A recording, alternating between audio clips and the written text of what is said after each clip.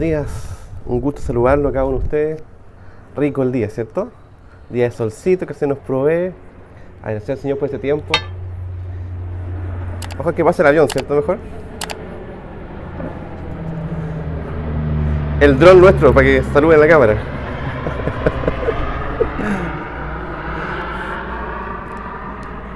Ahí sí. Agradezcamos al Señor por este día que Él nos da, este día que nos permite juntarnos una vez más. Y también quería contarles que debemos agradecer por este lugar. Este lugar es un lugar dado por el Señor. Si usted pasaba por acá, o pasó ayer por acá, estaba lleno, había una feria de emprendimiento acá. El viernes, el sábado, y todas las veces que lo hacen piden viernes, sábado y domingo. ¿Pero saben qué? Le dicen que no. El domingo que no, porque está reservado para la iglesia. Así que, wow. Eso es gloria al Señor nomás. La presidenta de Junta de Vecinos le dicen no, porque está reservado para la iglesia. Entonces viernes y sábado arman, y el sábado tienen que irse la tarde noche, y hoy día está impecable para nosotros. Así que gracias al Señor por este lugar que Él nos concede para poder reunirnos en su misericordia. Quería contarle eso porque es un milagro del Señor. Hoy día vamos a seguir estudiando Hechos 9. La semana pasada hablamos acerca de la parte en que Saulo o Pablo conoce al Señor. Uno dice, ¿Saulo conoció al Señor? Sí, porque el Señor salió al encuentro de Pablo. Pablo no lo andaba buscando. Él no quería ni podía siquiera buscar al Señor. De hecho, él estaba tan confundido que él pensaba que hacía las cosas por amor de la causa de Dios. Él perseguía a los cristianos, él perseguía a la iglesia. Y cuando iba respirando amenazas de muerte, dice él en Hechos 9, Jesús sale a su encuentro y le dice con voz potente, Saulo, Saulo, ¿por qué me persigues? Y uno podría preguntarse, ¿a quién está persiguiendo Pablo?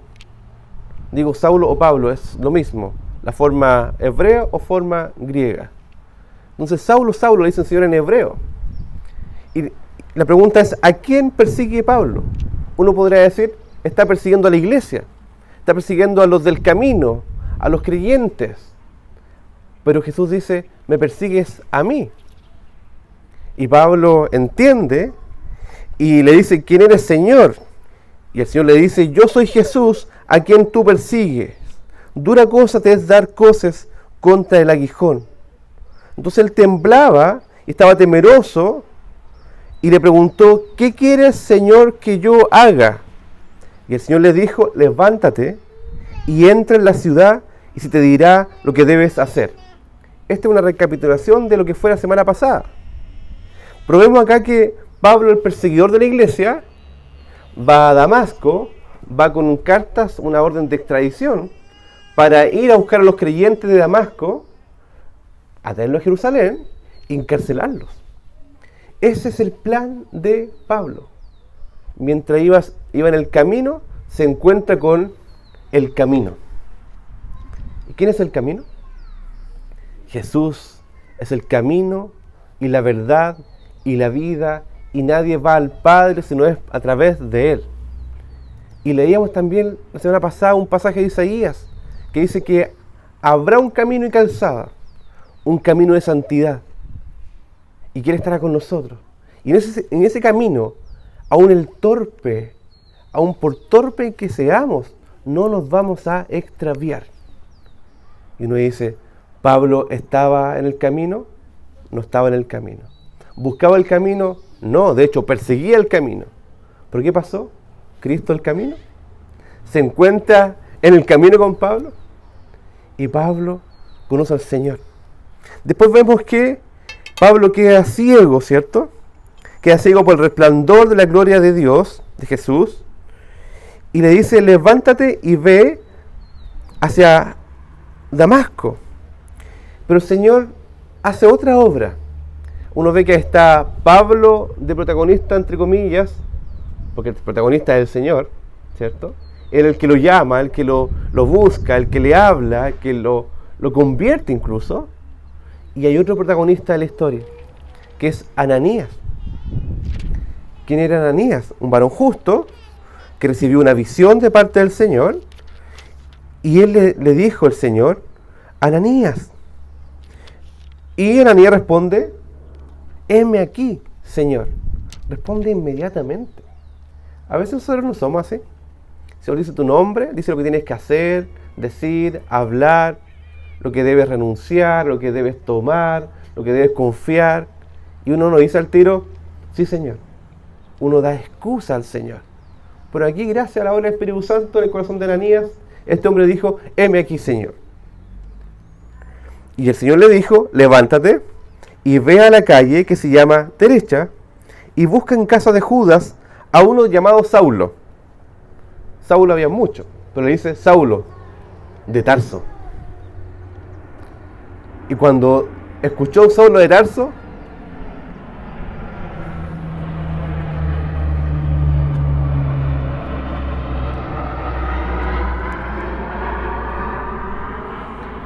no podía hacer otra ruta, pero pasaron justo por acá. Tanto cielo y pasan por acá. Saulo de Tarso, porque aquí él ora.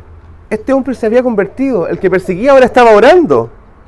Y ha visto en visión a un varón llamado Ananías. Dice, ¿me has visto a mí? Sí, a ti. Que entra y le pone las manos encima para que recobre la vista. Entonces Ananías respondió con mucha naturalidad también, con la parte humana de cada uno de nosotros, y dice, Señor, he oído, como si el Señor no supiera, he oído de muchos, para ponerle color, no de uno, de muchos, acerca de este hombre. ¿Cuántos males ha hecho a tus santos en Jerusalén? Damasco está lejos de Jerusalén. Ha hecho males a tu iglesia. Y aún aquí tiene autoridad de los principales sacerdotes para prender a todos los que invocan tu nombre. El Señor le dijo, no sabía eso. Qué bueno que me contaste, Ananías, ¿no? Se me pasó ese detalle. Le dice, no, ve. Lo entiende igual, pero le dice, ve. Porque instrumento escogido me es este, para llevar mi nombre en presencia de los gentiles y de reyes y de los hijos de Israel, porque yo le mostraré cuánto le es necesario padecer por mi nombre. Entonces Ananías, ¿qué hizo? Fue a la casa, oró por él, le dijo, hermano Saulo. Y uno dice, wow, qué hermoso esto. ¿Saben por qué? Porque Ananías sabía que estaba haciendo sufrir a los hermanos en otra latitud, en Jerusalén. ¿Se recuerda que había el primer mártir de la iglesia? ¿Se recuerdan cómo se llamaba ese hombre? Esteban. Y la gente lloró por la pérdida de Esteban. Entonces vemos que Ananías sabía esto, y aún así va, entra a la casa, pone su mano sobre él y lo llama hermano. El Señor Jesús, que se te apareció en el camino por donde venías, me ha enviado para que recibas la vista y seas lleno del Espíritu Santo. Cayeron escamas de su ojo, él vio, y me llama la atención esto muy importante que dice, y habiendo tomado alimento, porque no había comido en 3 días, recobró fuerzas, y estuvo Saulo por algunos días con los discípulos que estaban en Damasco. Esta parte pasa desapercibido muchas veces. Dice, estuvo con los discípulos que estaban en Damasco. Lo recibieron como hermano. Recuerden, el perseguidor Pablo, que llevaba gente a la cárcel por causa del Evangelio, que había dado consentido en la muerte de Esteban, que había desatado una gran persecución frente a la iglesia, ahora es recibido por la iglesia, por los discípulos en Damasco. Entonces no solamente hay una obra en Pablo, no solamente hay una obra en Ananías, sino que Ananías también seguramente presenta a Pablo delante de la iglesia. ¿Y qué pasó? Lo recibieron. Y uno dice, por eso Pablo entendía muy bien lo que era recibirse los unos a los otros. ¿Se recuerdan el pasaje ese de Romanos 15? Dice, recibíos los unos a los otros. para la gloria de Dios. Recibirse. ¿Y qué es recibir? Abrir el corazón, contarlo dentro de los suyos, ser parte de, amarnos, cuidarnos, querernos. Es un aprendizaje continuo de cada uno de nosotros, de cada uno de ustedes. Nos dice, recíbanlo a él, reciban a ella. Dice, recíbanse unos a otros. La palabra está dirigido a una persona, a todos. Iglesia, recibámonos los unos a los otros. Busquémonos, dediquémonos a conversar con otros, a saber de sus luchas, sus temores, sus ansiedades. Orémonos por otros. Pablo sabía entonces lo que era ser recibido. Era recibido, era rechazado. Yo no me puedo imaginar la escena. Cuando llega, Pablo dice, le presento al hermano. ¿Quién? ¿Cómo se llama? Saulo. ¿De dónde eres? De Tarso. Ah, chuta. Porque no había Facebook. No se ubicaban los rostros seguramente. Saulo de Tarso, tú eres el que... Sí, el mismo. Pero Saulo o Pablo, arrepentido. Arrepentido, reconoce su error, recibe la gracia, comparte la gracia y disfruta la gracia. Entonces había una obra hecha por Dios, no solamente en ellos, sino también en la iglesia que lo recibía. ¿Quiénes son los protagonistas de la historia entonces? Está Saulo, está Ananías, están los discípulos de Damasco, pero detrás de esto está la obra poderosa y genuina del Espíritu Santo. Porque nadie puede acercarse al Señor si el Señor lo llama. Nadie puede interceder por otro, de defenderlo, de animarlo, de consolarlo, de guiarlo a la comunión. Esa obra del Espíritu Santo. Y nadie puede recibir a otro sino por la obra del Espíritu Santo. Entonces debemos rogar la obra del Espíritu Santo para conversiones. Debemos rogar la obra del Espíritu Santo, en segundo lugar, para nosotros ser testigos de eso y acompañar a otros, de guiarlos, facilitar el camino de estar juntos. Y la obra de la iglesia en general, de recibirnos los unos a los otros. Hermoso, ¿cierto? Recibirnos los unos a los otros. Después dice, y enseguida predicaba a Cristo en las sinagogas. ¿Se demoró mucho Pablo en predicar? No. ¿Dónde predicaba? En las sinagogas. ¿Se recuerdan que él era fariseo? Él enfrentó todo su mundo y fue y predicó lo que un fariseo jamás podría haber dicho, porque decía que este era el Hijo de Dios. El fariseo decía, esto es herejía. No hay otro Dios. Jesús no puede ser Dios. Eso decían los fariseos. Pero Pablo, con la Escritura, decía, este es el Hijo de Dios. Eso también es la obra del Espíritu Santo. Porque nadie puede llamar a Jesús Señor si no es por la obra del Espíritu Santo. La tercera persona de la Trinidad. Entonces Pablo predicando en Damasco, en la sinagoga, y tanto judíos como gentiles, y los creyentes incluso decían, ¿no es este el mismo Pablo o Saulo que asolaba en Jerusalén a los que invocaban este nombre? Y vino para acá a llevar preso ante los principales sacerdotes. Y ante eso, Saulo se quedó callado. No, dice, se esforzaba aún más. Y confundía a los judíos que moraban en Damasco, demostrando que Jesús era el Cristo. Y decía, ¿pero cómo? Si este venía para acá a perseguirlo. Entonces vemos que había una iglesia que sostenía a Pablo, y era la iglesia de Damasco. Se dan cuenta que el versículo 20 dice, enseguida, al momento, al instante. Pero después vemos el versículo 23, pasados muchos días. Y uno dice, ¿cuántos días será eso? Porque entre el versículo 22 y 23 hay un versículo, ¿no? Y dice, oh, pasó de corrido esto. Pero hay un lapso de tiempo. Pasados muchos días. Y uno ahí debiera leer en paralelo con Gálatas 1. donde Pablo relata su conversión. Dice que fue a Arabia, dice que estuvo en Damasco, después Jerusalén. Probablemente estuvo menos de 3 años, entre 2 y 3 años. Entonces, esos pasados muchos días eran 2 o 3 años por lo menos. Pero uno cree que inmediatamente. Los judíos resolvieron en consejo matarle. O sea, los judíos que estaban en Damasco se pusieron de acuerdo y dijeron, oye, hagamos un consejo, sí, decidamos algo, bien, matémoslo. O sea, Pablo, el que había perseguido, ahora está siendo perseguido.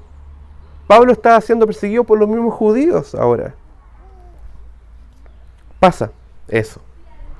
Cuando uno conoce al Señor, y uno tenía amigotes de la vida, y después conoce al Señor porque el Señor sale a nuestro encuentro, y uno quiere predicar el Evangelio, después dice, oye, no, ¿qué te pasó?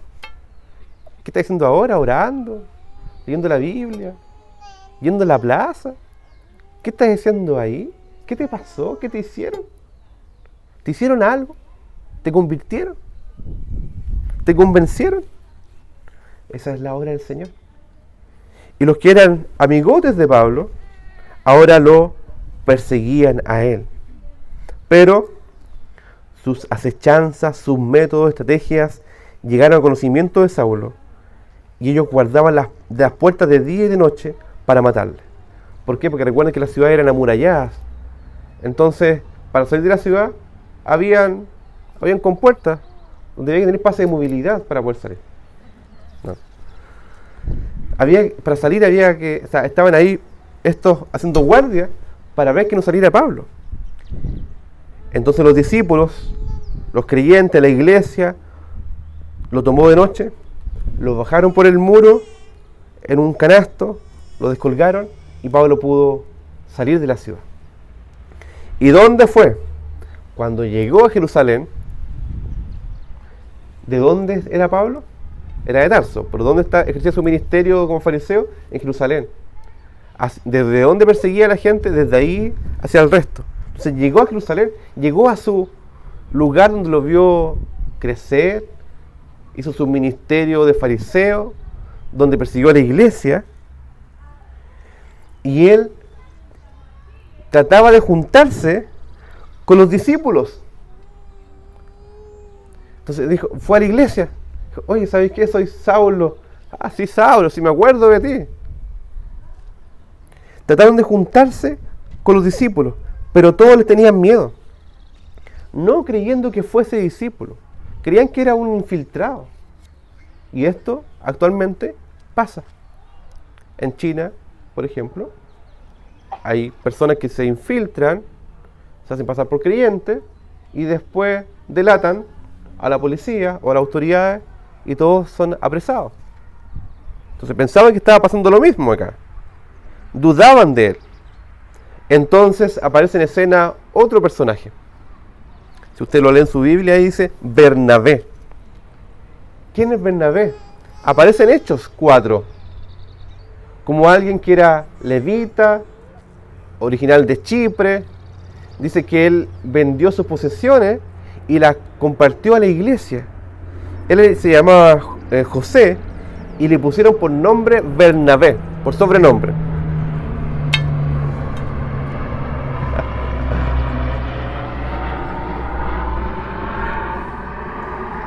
¿Será el mismo avión?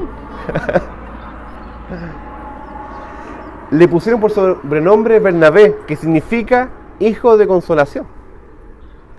Y aquí entra en escena este personaje.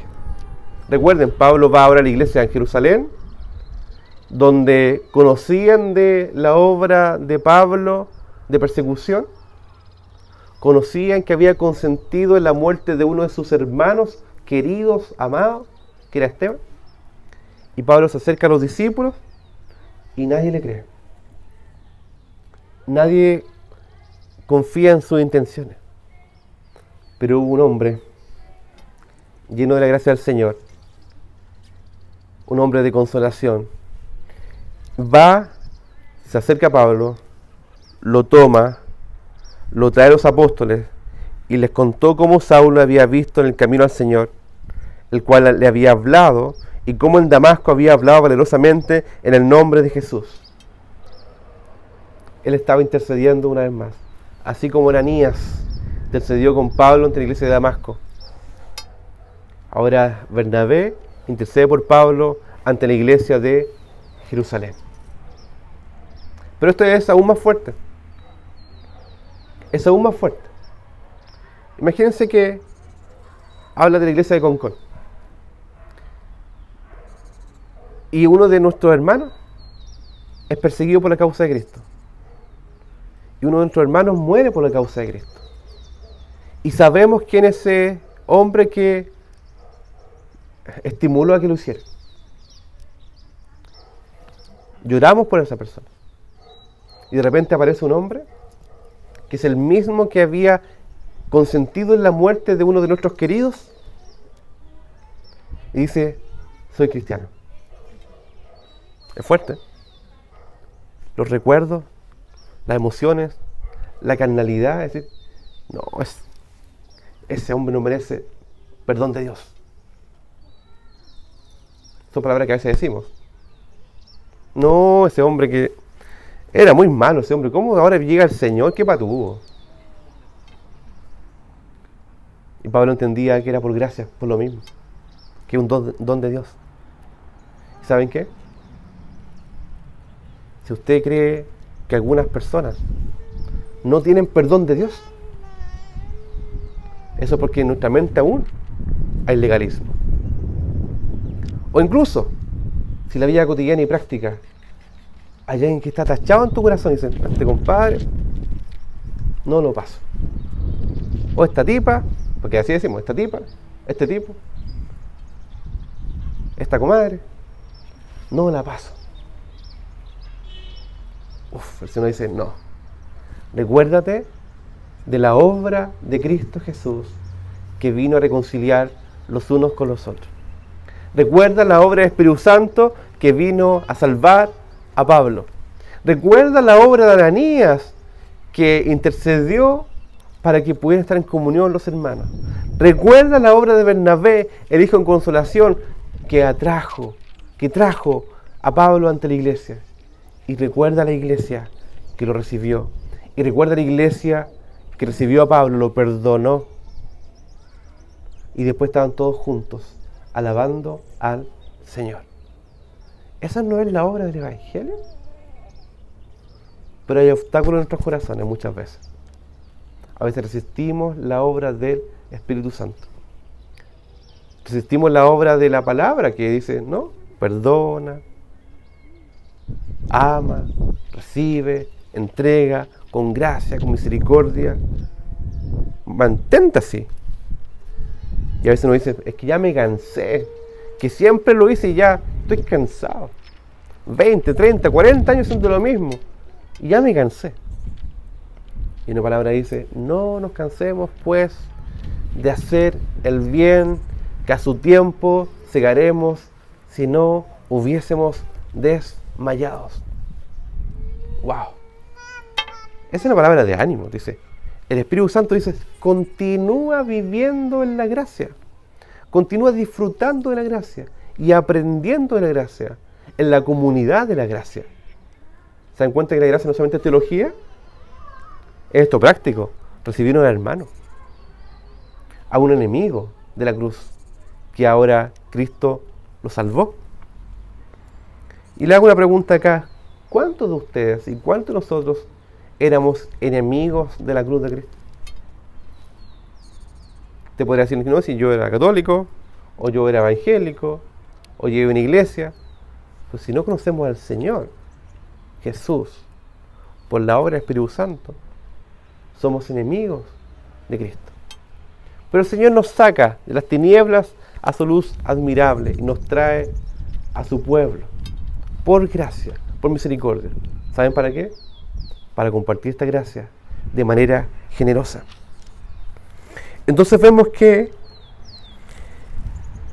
finalmente Pablo estaba con ellos en Jerusalén, versículo 28, ya está con ellos, ya ha sido recibido. Y entraba y salía. O sea, era uno de ellos. Era uno de los nuestros. Y cuando supieron, y disputaba con los griegos, pero ahora estos también querían matar a Pablo. Antes los judíos de Damasco, ahora son los griegos de Jerusalén. Y cuando supieron esto los hermanos, cómo lo querían, cómo lo amaban, cómo no querían que le pasara algo, lo protegieron. ¡Qué gracia al Señor en la vida de los hermanos! Le llevaron hasta Cesarea y le enviaron a Tarso, su ciudad natal. Y aquí viene un nuevo resumen de esta sección, que condensa todo lo que hemos visto acá. Entonces, las iglesias tenían paz por toda Judea, por toda Galilea y toda Samaria. ¿Saben por qué había paz? Porque el Señor había llamado a ese hombre, Saulo, que perseguía a la iglesia, y porque la iglesia habían recibido a ese hombre, que había sido salvado por la sangre de Cristo, al igual que cada uno de nosotros. Y las iglesias eran edificadas, andando en el temor del Señor, y se acrecentaban fortalecidas por el Espíritu Santo. O sea, ¿se dan cuenta de la obra del Espíritu Santo? Está trabajando en la iglesia. ¿Y cómo obra la iglesia? Primero Él toma la iniciativa, Él hace la obra, Él para la persecución en ese tiempo. Hay momentos de bendición en persecución y hay bendición incluso en la paz. Y la iglesia era edificada. Cada uno hacía lo que el Señor le mandaba. ¿Saben cómo? En el corazón, andando en el temor del Señor. El Señor nos manda entonces a andar en su temor, que el saber que estamos delante de su presencia. Y lo que el Señor nos pide, eso tenemos que hacer. Que el Señor nos manda, eso tenemos que hacer. Nos dice confía, confiamos. Obedece, obedecemos. Ama, amamos. Perdona, perdonamos. Entrega, entregamos. Es la obra del Señor. ¿Y saben lo que pasa después?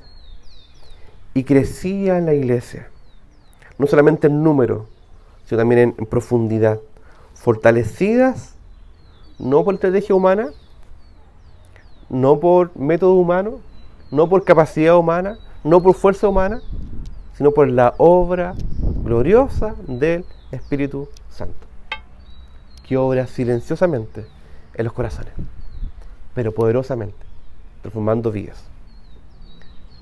Entonces el Señor llama, primero, a amar al que es enemigo de la cruz. Segundo, a ser intermediadores, ministros de reconciliación, como decía Pablo. En tercer lugar, nos llama a recibirnos los unos a los otros. Y esto, por el poder del Espíritu Santo, comprendiendo la gracia profundamente. No solamente acá, sino acá, y en las palabras que emitimos, y en lo que conversamos, en lo que vivimos, lo que hacemos. Termino entonces leyendo Romanos 15.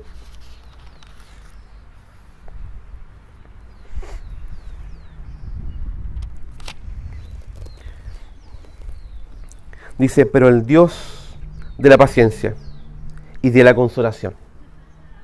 Se ha recordado seguramente de Bernabé, el hijo de consolación. Os dé entre vosotros un mismo sentir según Cristo Jesús. Unánimes, a una voz, glorifiquen al Dios y Padre de nuestro Señor Jesucristo. Por tanto, recíbanse los unos a los otros, como también Cristo nos recibió, para gloria de Dios. Así como el Señor nos recibió a nosotros, recibámonos los unos a los otros. Así como Pablo fue recibido por la iglesia, recibámonos los unos a los otros. Así como Pablo incluso le da instrucciones a Filemón respecto de Onésimo, recíbelo, lo mismo.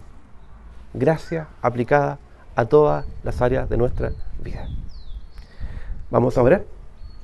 Le va a pedir al Señor que a una voz cantemos después, oremos, glorificamos a nuestro Padre, recibiéndonos los unos a los otros.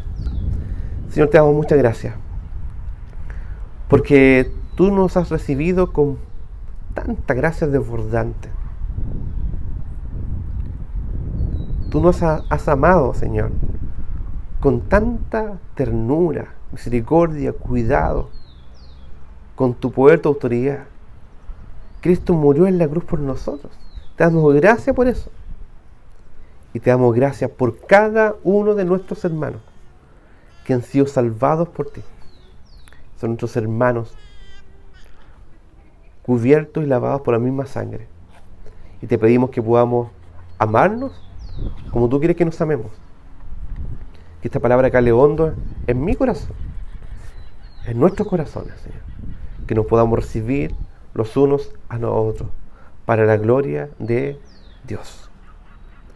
Y te pido, Señor, que tú pongas tu bendición sobre tu iglesia, que podamos ser testigos de ese amor entre nosotros en esta ciudad y en esta región. En el nombre de Jesús. Amén.